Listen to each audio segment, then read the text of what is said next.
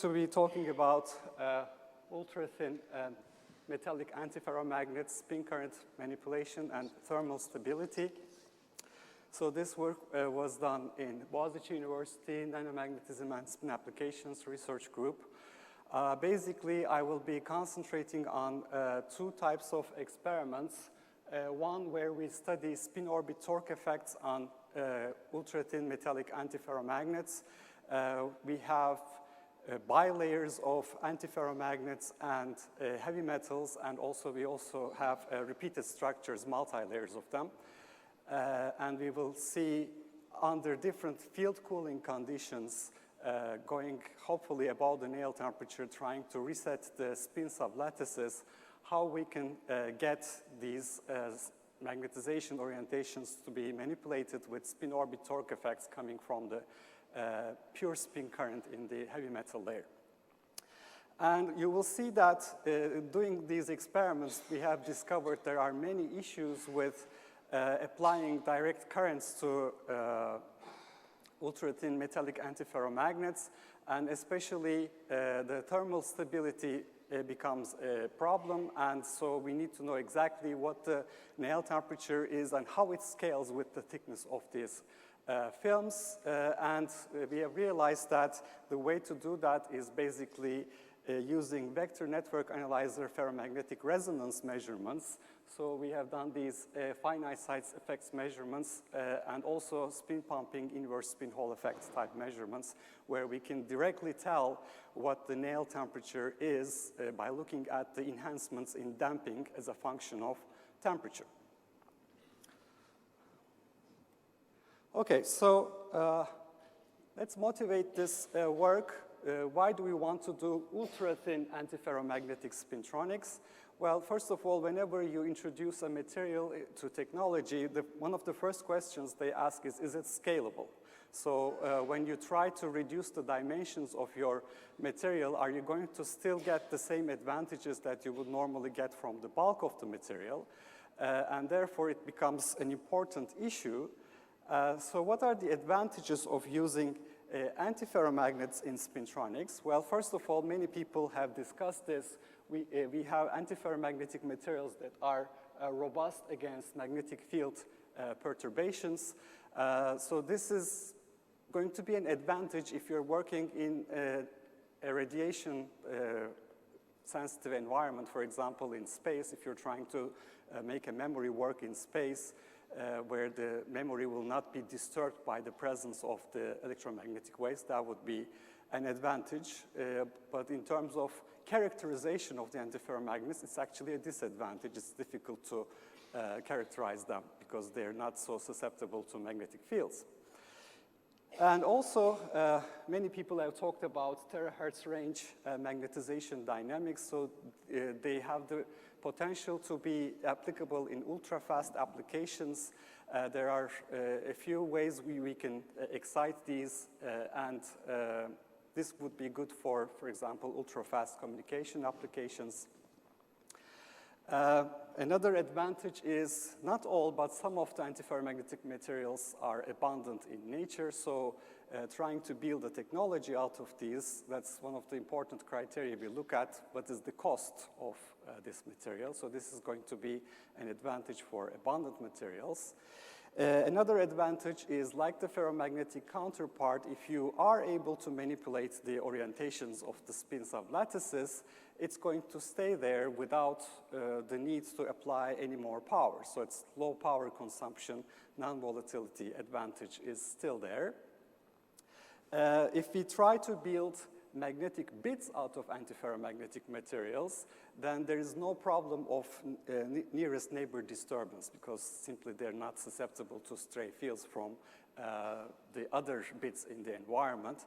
And that would also imply there's a big advantage in terms of high integration density. And they usually tend to have large magnetic anisotropy, so this would imply that they have good scalability and endurance. And electrical manipulation and readout, at least the first few experiments have been shown, and so this could be good for CMOS compatibility if you can build a structure that is compatible with CMOS, but one should also be careful about the resistance levels in these structures. So what are the key challenges when you try to reduce the dimensions of your antiferromagnetic material? Well, the first question that comes to mind is the antiferromagnetic exchange coupling. Is it still there? So when it is ultra thin, are the spin sublattices well formed, and can we really call this an antiferromagnet in this limit? The other question is, as I said, the thermal stability. When you reduce the dimensions of these materials, the Néel temperature also scales with the thickness, and there will be an early phase transition to paramagnetic phase, and you no longer have the nice properties that you would like to have. Another important issue is the damping parameter. If you're looking at dynamics of these structures, magnetization dynamics, the resonance conditions may change as you scale down the dimensions of the material. Electrical resistance, as I will show you in a minute, tends to go up in most metallic antiferromagnets as we cool them down. And also as we decrease the thickness of the material. And this will cause some Joule heating effects, so therefore it becomes very important to know exactly what temperature range your devices will function. We usually don't care so much about surface roughness, but when we're in the ultra-thin limit, we might end up having these uncompensated moments at the surface that are susceptible to effects coming from the neighboring layers, so that may become an issue, and interfacial coupling may come into play and change the functionality of the antiferromagnetic material in that sense. And of course, chemical intermixing and the impurity defects that you're introducing in the material will become important. And finally, many people have talked about how important it is to consider crystal orientation and lattice strain. So what type of underlayers do you use to grow these ultra-thin metallic antiferromagnets? These underlayers, as we will see, will affect the crystallinity, the texture of the material that you're growing, and that may have an impact on the anisotropy of the material and the thermal stability that follows it. Okay, so basically we're trying to address these key challenges in this work and in the work that will follow. Okay, so start with, I don't need to spend too much time on this, spin orbit torque. As you know, we have a heavy metal layer, which is a normal metal which has high spin orbit coupling. You can sense charge current through this. There will be a spin current that flows in the perpendicular direction. This is a ferromagnet, but it could be an antiferromagnet, and you will have a spin polarization. This current will carry, that will be in the transverse direction. So in principle, if you have the right angle between the magnetization of the sublattices and the spin current polarization, you will be able to manipulate the spin sublattices. And this will lead to our torque effects. We have two types of torque, field-like torque and damping-like torque that comes out of this. One has an effective field in the direction of the spin polarization. One has an effective field in the direction of M cross P for each spin sublattice. And these effects basically come from two sources. One is the spin Hall effect, where we have the high spin orbit coupling heavy metal basically separating this charge current into spin currents.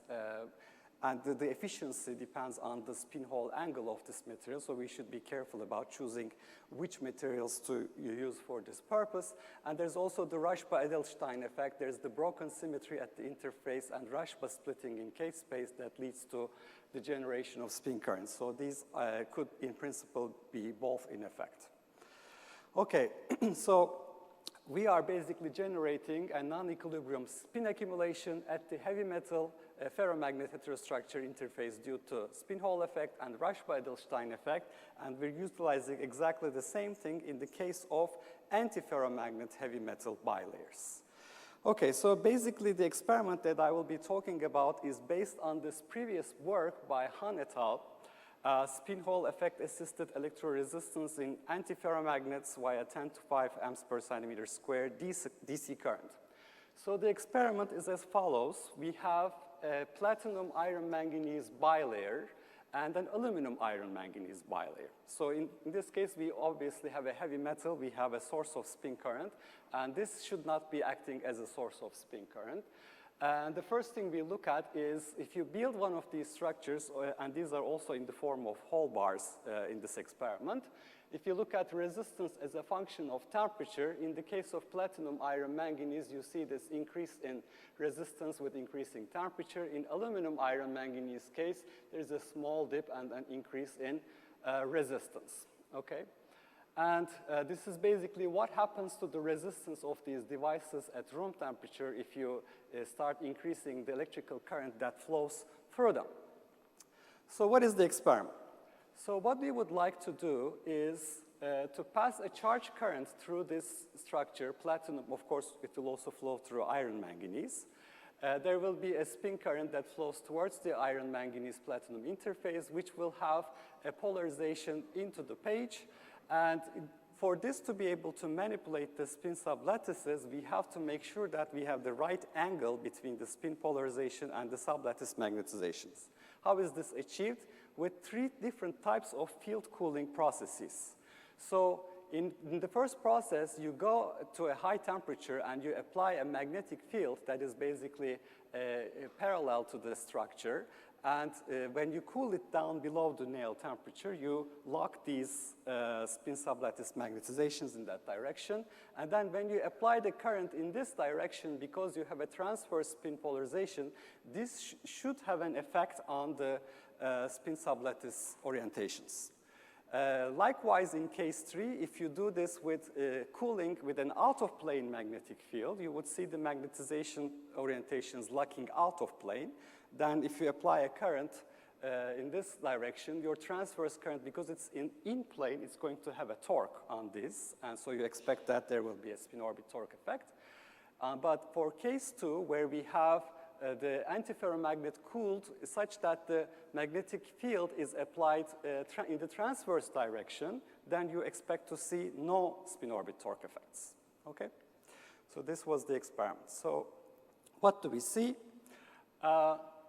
We see that if we perform this experiment for iron manganese platinum at 100 Kelvin, so we're right here. So first of all, you can see the resistance increases with temperature.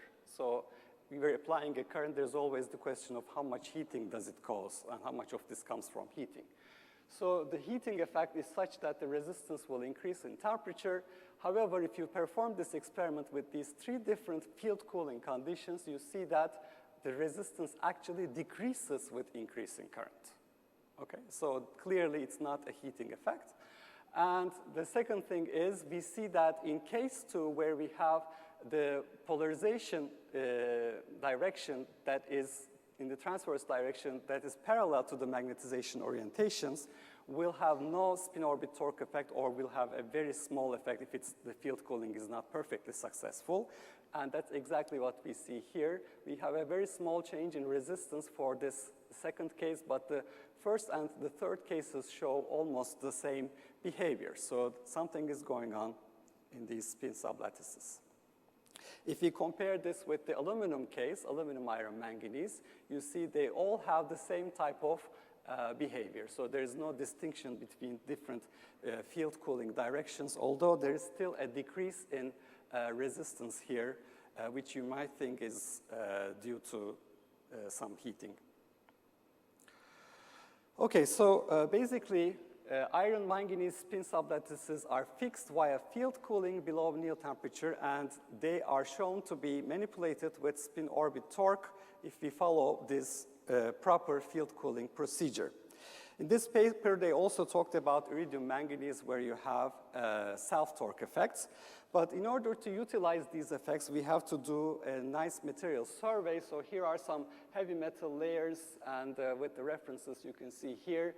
if you want to engineer such a structure with an added torque from the bottom layer and top layer, if you have a repeated structure, you need to have the proper choice of materials. For example, if you choose tungsten as your heavy metal, it has a very large negative spin hole angle. Platinum has a positive spin hole angle. Iridium manganese, iridium-20 manganese 80, it has a sizable spin hole angle comparable to platinum, as Axel Hoffman mentioned in the first day. And iridium manganese 3 is interesting. It's a non-collinear antiferromagnet. It has anisotropic spin hole angle, which was shown by the work of Parkin and co-workers in this publication. It's actually quite large in the 001 direction. Okay. And the other thing we need to pay attention to, as I mentioned, because we're passing current through all of these layers, is the bulk resistivity of these materials at room temperature. So you can see that this platinum, tantalum are comparable. Tungsten is lower, and iron manganese, iridium manganese, there's the factor of 2 difference between them, but iridium manganese 3 is comparable to iron manganese. And for the field cooling procedure, we need to pay attention to the Néel temperatures, which will go down as we decrease the thickness of these layers. Okay, so self-spin orbit torque effects should be present in iridium manganese alloys, and the sign of the torque that we apply on these layers will be controllable by the proper choice of heavy metal layers. Now, in our study, first thing we looked at was the resistivity as a function of temperature of these materials grown separately. And we see that the iron manganese and iridium manganese actually tend to have more of a behavior like a semiconductor, where we have an increasing resistivity as we go down in temperature, whereas platinum and tantalum, they look like typical metals, but of course there is a change depending on the thickness of the film. So this increase in resistance as we go down in temperature, although they are metallic alloys, is attributed to Kondo scattering in these materials. But platinum and tantalum display perfectly metallic behavior. So when we build multi-layers of these structures, where does the temperature dependence of resistance comes from? It's a trade-off between the effects of the different layers in the structure. Okay, so we apply exactly the same field cooling procedure. There are 3 cases. The DC field, cooling field, in the first case is in the direction of the current that we will apply. In the second case, perpendicular. In the third case, perpendicular out of plane. So all these are done with a rotator that is basically, that can be inserted into a quantum design dyno-cool system. You can apply large fields and change the angle with respect to the field and do these field cooling experiments. We have done all of the experiments with 1 Tesla applied field. We did try different fields for one case and saw that the result was exactly the same. So the magnitude of the field is not the limiting factor here. But we can only do field cooling from 400 Kelvin to 10 Kelvin. So basically, we're following the procedure that was suggested. So here's the data for 20 micrometer with hole bars of platinum, 2 nanometers, iridium manganese thickness is changing. So when you look at the first data, this is a 1 nanometer iridium manganese. And you can see these 3 different field cooling conditions. There is a drop in resistance. So here, for clarity, I only show delta R. And it looks pretty much the same, and there is no such trend as the H perpendicular to I is less resistance change, etc. So this doesn't seem to show any sign of working spin orbit torque effect that was suggested earlier. If we look at 1.5 nanometers of iridium manganese, we do see that the decrease in resistance is smaller for the case of H perpendicular to I, and these 2 other cases have a much larger effect, so that seems to be okay. For 2 nanometers, it still doesn't work, so we see that the order is not right. H parallel to I is the one that shows the least decrease, and T equals 3 nanometers, Once again, while the red one is up there, but the blue one was supposed to be together with green, that doesn't work either. So basically, this makes us scratch our heads. So what is going on here? It seems to work for one thickness that we have tried this with, and it doesn't work for the others. And for this one thickness, we have tried platinum to iridium manganese 1.5. You can see here the resistance is a function of temperature. It shows a dip here around 30 Kelvin or so. By the way, these experiments are all done at 10 Kelvin. Basically, if it was only heating effects, you would see exactly the same resistance drop due to heating, so that's not the case in these three experiments. So the experiment only works for 1.5 nanometers iridium manganese in this case.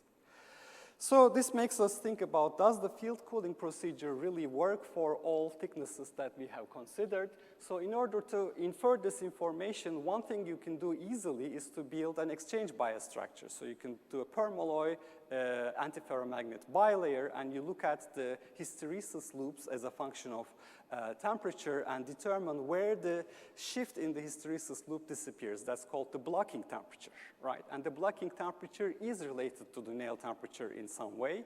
It tends to be smaller, but it's an indication that we are getting close to the Néel temperature. So when we do this experiment, we find that in the case of permalloy iron manganese multilayers, you can see here we have a sudden increase in the blocking temperature as we go from 1 nanometer to higher thicknesses, and the same thing is true for iridium manganese. Now these numbers are important. So this is the 1 nanometer case where we have blocking temperature close to 10 Kelvin. This is the 3 nanometer case. The blocking temperature is going above room temperature, okay? And if you look at iron manganese, between 3 to 7 nanometers here in this range, well, that's where the data is, we have blocking temperature close to room temperature, and then it goes up to 400 Kelvin. And clearly, that's not going to work in these experiments. And you can see the corresponding exchange bias and coercivity data at room temperature for these two different cases. Okay, so exchange bias experiments suggest blocking about 250 Kelvin for 2 nanometers of iridium manganese, this one, and 3 to 7 nanometers iron manganese. So what are the issues with this field cooling process? We have sputtered polycrystalline films, and there's probably an inhomogeneous anisotropy distribution on these films. So when you try to go above the Néel temperature, if you are close to the Néel temperature, some of the domains may not have gone above the Néel temperature. So the field cooling process may partially work for part of the material. There is atypical behavior in ion irradiated edge domains. The way you make these hole bars also makes a difference, because you can do ion milling to define the shape of the hole bar, and the edge domains will behave differently. The other question is, how close does the blocking temperature indicate the phase transition? So how close is it related to the Néel temperature? Is the antiferromagnetic exchange well established for the given thickness that we're considering? For thicker films, is heating to 400 Kelvin enough to reset the spin orientation? As I said, 1 Tesla is large enough field for the cooling procedure. What is the effect of chemical intermixing, manganese diffusion at the interfaces? So all of these factors basically show you that there are many complications that you have to consider when you apply this procedure. So basically this explains why there may be a minimum and maximum critical thickness for the field cooling procedure that we have chosen. And an added complication to all of this is the current distribution.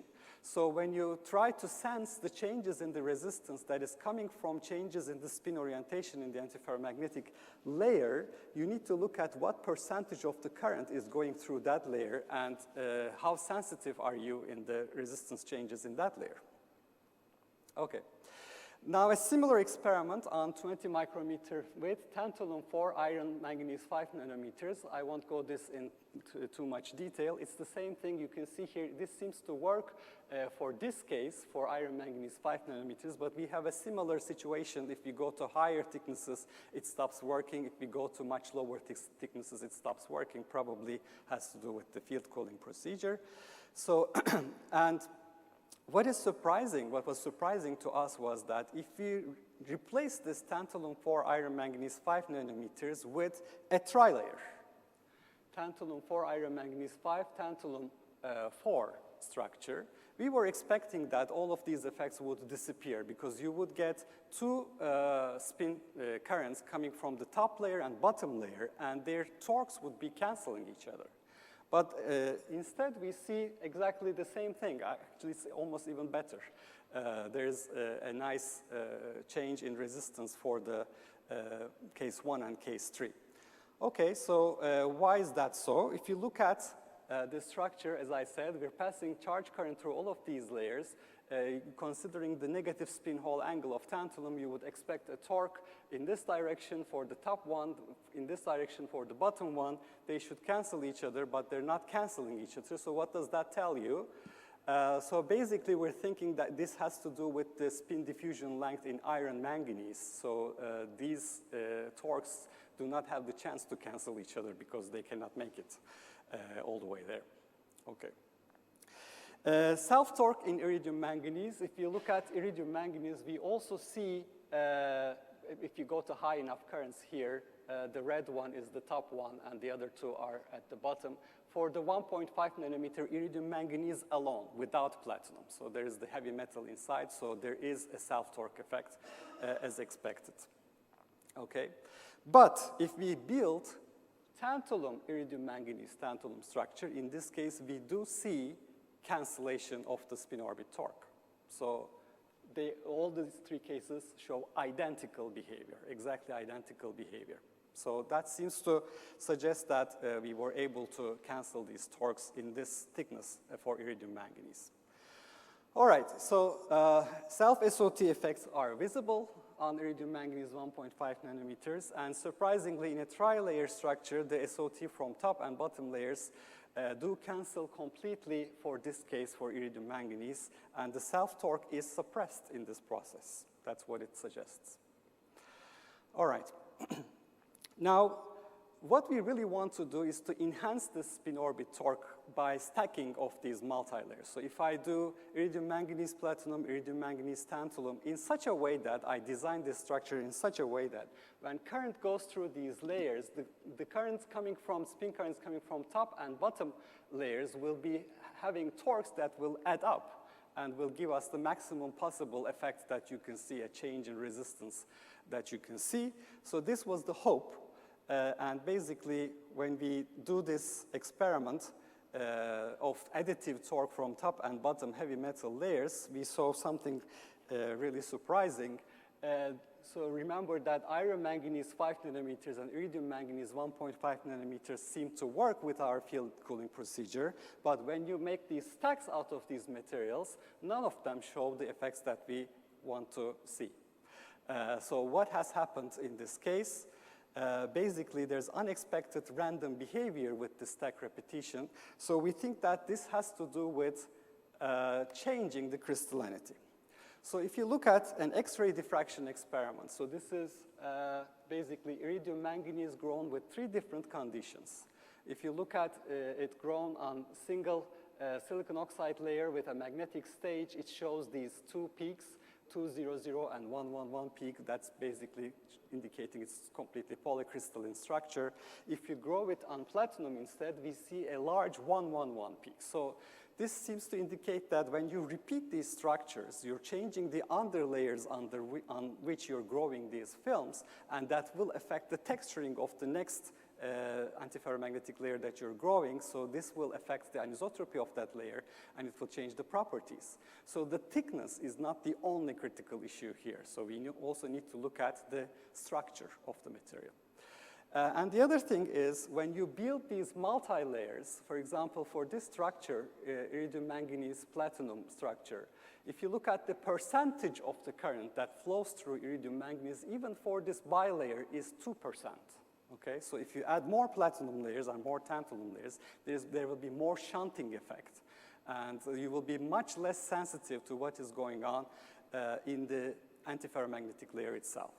So we have performed some finite element simulations to look at the effects of Ørsted field Joule heating and current distribution in the case of iridium manganese platinum, you can see here that the Ørsted field is maximum when you go from the middle of the hole bar to the edge of the hole bar, but it's still very small, so we don't think that this effect is too important.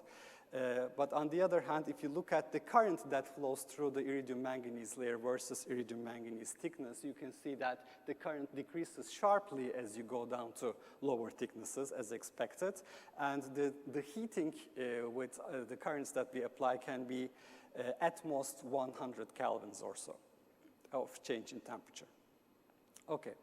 So as I said, in order to understand what exactly is going on in the field cooling process, we've decided to do this vector network analyzer ferromagnetic resonance experiments where we use the flip chip method. So we put this basically layer on top of a coplanar waveguide and we apply an RF power, so this is coming from the vector network analyzer with variable frequency, and we're looking at, in the presence of an external field, the resonance conditions. So how do we know the resonance conditions? The signal that goes through the coplanar waveguide will show a decrease whenever you see an absorption, so that's going to be the resonance in the permalloy layer. Okay, so from this, basically, we can tell if we do this as a function of temperature, we can tell where we have an increase in the delta F value, the half width of the resonance condition as a function of temperature. And this was indicated previously by the work of Frango. You can see that for different iridium manganese thicknesses, looking at where you have an anomalous increase in the damping parameter is where you have the Néel temperature. So that's because you are breaking the coupling between the moments and it's becoming a paramagnet, and you can have easy, free propagation of waves in that case. So sure enough, we find that if we do these measurements for iridium manganese 1.4 nanometers, for instance, that's clearly not below room temperature. So that's the Néel temperature is already too high. Okay. And the spin pumping inverse spin Hall effect measurements we have performed basically show that if we do a Lorentzian fit to the inverse spin Hall effect signal, the symmetric component of the signal shows as a 0 point as a function of temperature, and there's also a maximum point, and this seems to correlate with the exchange bias in the structure. So we have 3 nanometers copper, 10 nanometers permalloy, 1 nanometer iridium manganese here. You can see there's a very, very small exchange bias effect shifting of the hysteresis loops, and it seems to disappear at 50 Kelvin, which matches with the 0 in the symmetric component. Okay, so finally, what we have done here is the study of spin-orbit torque effects on ultrathin antiferromagnets, which is basically sensed by the anisotropic magnetoresistance. This requires a reliable field cooling procedure. In principle, the spin orientations can be reset by the cooling above Néel temperature and heating above Néel temperature and cooling in the presence of the field. The Néel temperature is a strong function of the antiferromagnetic film thickness, so the procedure has to be refined every time you work with a different thickness of material. And blocking temperature is one indication, but it's not enough. So one really has to go to this VNA-FMR technique. Our results suggest that the type of underlayer that we use plays a crucial role in determining the Néel temperature as well. And I've already talked about VNA-FMR measurements and spin pumping inverse spin Hall effect measurements. I wanted to talk about another poster from our group, but maybe I'll skip that for now. So let me finish by acknowledging my coworkers here. I'd like to thank all of the past and present members of our group that are listed here. 2 of them are in the audience. And also I'd like to acknowledge Professor Axel Hoffman's group, where we carried out part of this research at Argonne National Labs, and also many thanks to our collaborators in Messina and Bari, Paola Tiberto and Federica Selegato. Thank you.